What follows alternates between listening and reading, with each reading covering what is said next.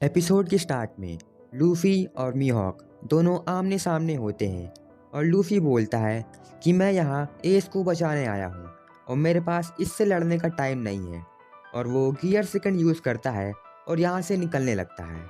और वहाँ पे इवान को कुमा से लड़ रहा होता है। तभी कुमा के दो लोग मीहॉक से लड़ने आते हैं और उससे बोलते हैं कि क्या तुम्हें हम लोग याद हैं, हमने तुम्हें बहुत टाइम पहले चैलेंज किया था। और मीहॉक उन लोगों को मारते हुए बोलता है कि मैं कीड़े मकोड़ों को याद नहीं रखता। जिसके बाद वो लूफी को ढूंढने लगता है और लूफी को देखते ही वो अपना अटैक लूफी की तरफ करता है, जिसकी वजह से लूफी दीवार में जाके लड़ता है, लेकिन उसे बिल्कुल भी चोट नहीं आती है।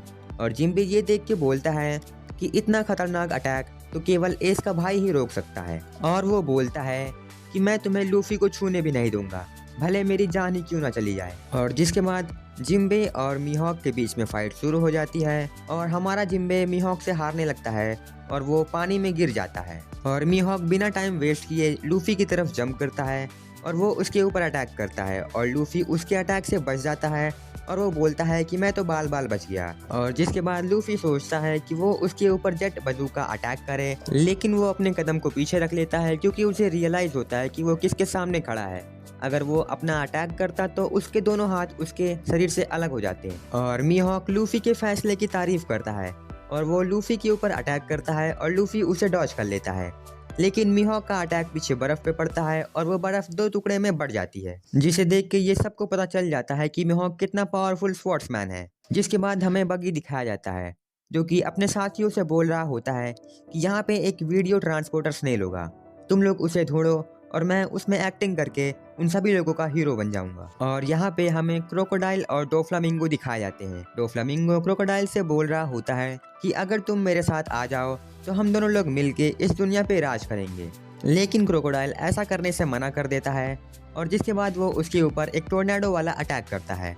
क्रोकोडाइल डोफ्लामिंगो तो उस अटैक से बच जाता है, लेकिन वो अटैक सीधा जाता है बगी के ऊपर और वो बगी के ऊपर लग जाता है और बगी वहाँ पे गोल गोल घूमने लगता है। और यहाँ पे हमें स्मोकर और बोआ दिखाए जाते हैं और स्मोकर बोल रहा होता है तो तुम मुझे लूफी को नहीं पकड़ने दोगे। और बोआ बोलती है कि नहीं, मैं तुम्हें अपने प्यारे हस्बैंड को पकड़ने नहीं दूंगी।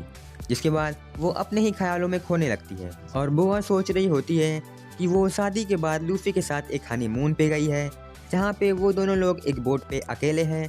जिसके बाद लूफी बोआ से बोलता है कि मेरी महबूबा, अब मेरे खाने का टाइम हो गया है। और वो उसके बात को मान जाती है। जिसके बाद वो खाना बनाने के लिए रेडी हो जाती है। जिसके बाद वो समंदर से मछली पकड़ती है और पूरा खाना अकेले बनाती है।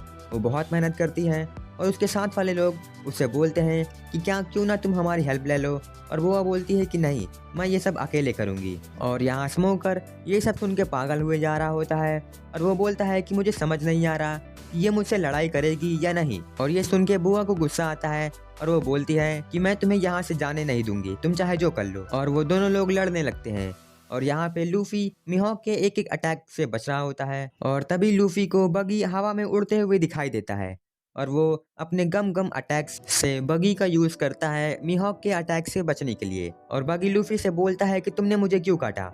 लूफी बोलता है कि नहीं, मैंने तुम्हें नहीं काटा, उसने काटा। और वो बगी को मीहॉक के ऊपर फेंक देता है और बगी वहाँ पे मीहॉक के ऊपर गुस्सा होता है।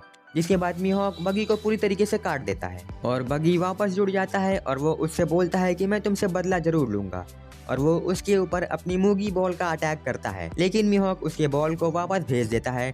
जिसके बाद वहाँ पे एक बड़ा सा धमाका होता है और उसकी वजह से लूफी वहाँ से भागने में सफल होता है।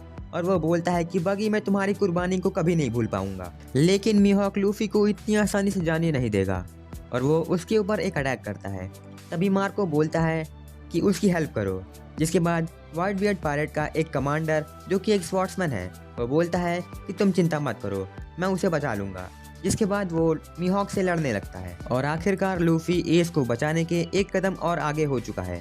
और यहाँ पे हमें बगी दिखाया जाता है और वो बोलता है कि मैं उस स्ट्रॉ हैट को नहीं छोड़ूंगा।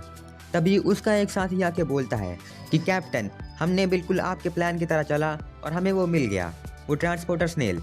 जिसके बाद बगी बोलता है कि इसके बारे में किसी को मत बताना क्योंकि अभी तो हमारा प्लान शुरू हो रहा है। जिसके बाद हमें अभी तक का रिकैप दिखाया जाता है, जैसे कि लूफी और उसके साथियों का इम्पेल डाउन से बाहर निकलना, एस का एग्जीक्यूशन और ये कि एस रॉजर का बेटा है और उसका मरना और भी बहुत कुछ, जिसके बाद हमें बताया जाता है कि सेंगोकू एस का एग्जीक्यूशन टाइम से पहले करने वाले हैं और ये सुन करके दुनिया वाले हैरान हो जाते हैं।